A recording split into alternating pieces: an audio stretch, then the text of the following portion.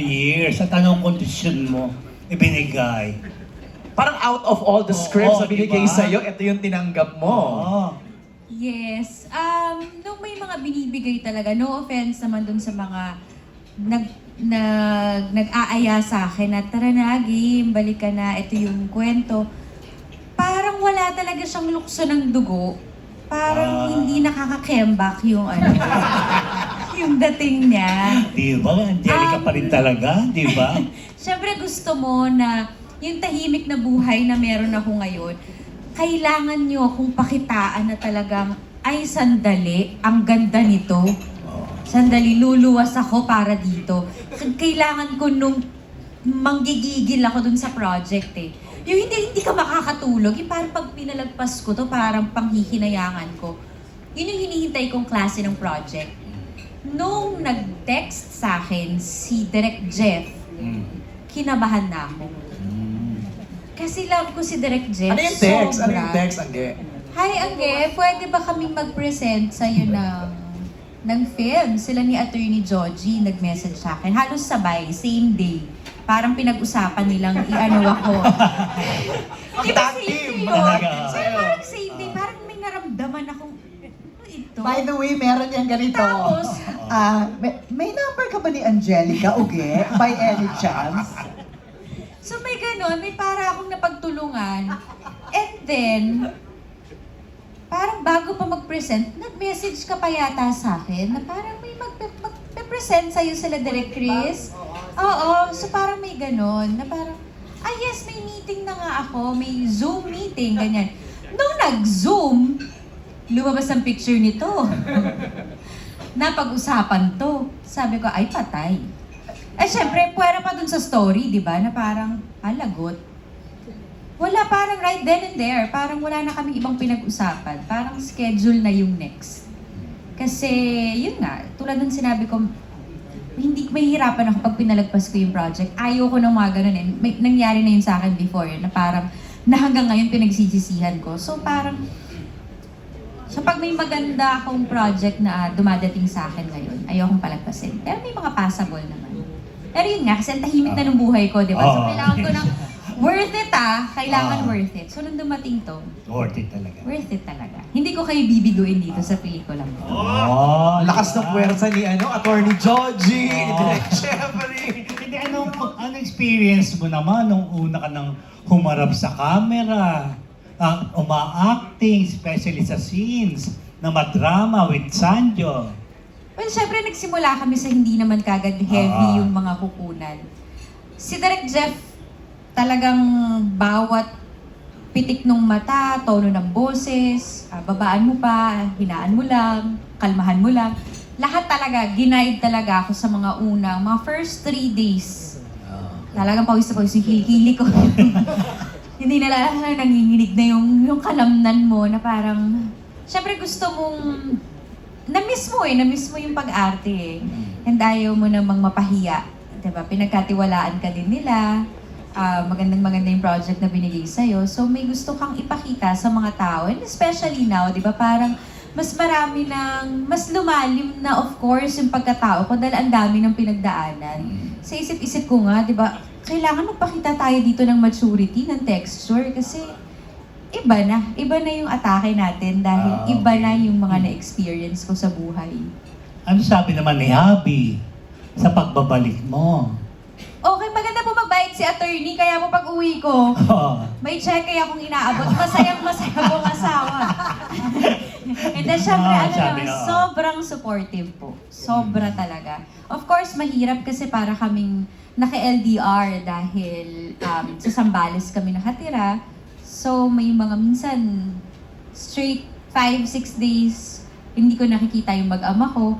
And nahihirapan din sila mag-adjust dahil for 3 years, tutok ako sa kanila, di ba? Then biglang parang, oops, wala ang ang sunshine nila sa bahay. Okay, welcome back. Ay, tapos napanood naman po yung trailer. Sabi naman, okay, pwede ka pang gumawa. Go lang. Very good, di ba? Sige. Welcome back. Tanong ko naman si Tom, paano rin na-convince na attorney for a sensitive topic like this na pinagdaanan niya recently? Diba? Paano ka na-convince naman na attorney? Eh, nanay ko yan. O, bagay, alam naman namin yun eh, diba? First film ko, siya rin nagbigay ng big break. First film na I was a part of. Kaya, kami din. Yeah, syempre, andun, ang hirap tanggihan. Pero it still has to be the material, especially with a topic like this nga. I'm not sure if I want to do a movie about that right away. Pero pag mabasa mo, wow, this is really good story na hindi mo mabitawan from start to finish. Hindi siya yung, mamaya na yan. As soon as I started reading it, akala ko kayo. Tapos bigla, what? Dire-diretso na, tuloy na. I was like, wow, this is a really nice story. And yun nga, I know that it happens to a lot of people. I myself can relate to it, kaya how can I say no? Yun lang, I just had to find Steven's wife. Okay. Welcome, congratulations. Ito naman si Bobby Regentina, Bulletin. Thank you, JN. No, kausap ko lang si Chris Acasiogue. Parang reunion ng Here Comes the Bride. Itong pelikulang to, no? Di ba? Kayo lahat, no, halos? Yes. Except for Zanjo. And Zach, oo. Direct Jeff. Oo nga. How does it feel si Nico din pala. Yes, si Nico din. Yes. Okay, how does it feel na reunited kayo ni Angge? Nako, it's an honor for you, no, to to do a film like this with Jeff and everyone. Ako, nasa akin talaga yung honor and pleasure. Kasi una sa lahat, totoong may relationship na kami. Inaanak ko na siya talaga. From Here Comes the Bride na nagpalit yung kaluluwa namin at ninang niya ako doon. Tinutuon niya, yes. Kinuha na talaga niya akong ninang sa kasal niya. Pero buti na lang hindi nagpalit yung kaluluwa namin. At hindi ako ang nakahani mo ni Greg. Pasalamat ka. Oo. Hindi nagkaroon ng ano yun? Soul swapping at saka eclipse. Ang liliit na ng mga bigay ni Angelica ngayon.